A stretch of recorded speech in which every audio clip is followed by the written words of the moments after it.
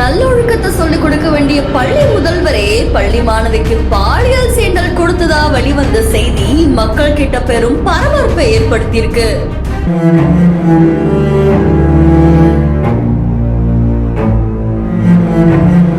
விழுப்புரம் மாவட்டம் திண்டிவனம் பக்கத்துல இருக்கிற ரெட்டனை கிராமத்துல இந்த பள்ளியில படிக்கிற 10ஆம் வகுப்பு மாணவிகளுக்கு தனியார் பள்ளியுடைய முதல்வர் கார்த்திகேயன் பாலியல் சீண்டல்ல ஈடுபட்டதா சொல்லி பெற்றோர் கிட்ட ஒரு சிறுமி தெரிவிச்சிருக்காங்க. இதுல அதிர்ச்சியடைந்த சிறுமியுடைய பெற்றோர் விழுப்புரம் அனைத்து மகளிர் காவல் நிலையத்துல கடந்த 14ஆம் தேதி புகார் கொடுத்திருக்காங்க. புகாரோட அடிப்படையில போலீசார் வழக்கு பதிவு செஞ்சு விசாரணை செஞ்சதுல பள்ளியுடைய முதல்வர் கார்த்திகேயன் பாலியல் சீண்டல்ல ஈடுபட்டது உறுதிப்படுத்தப்பட்டிருக்கு.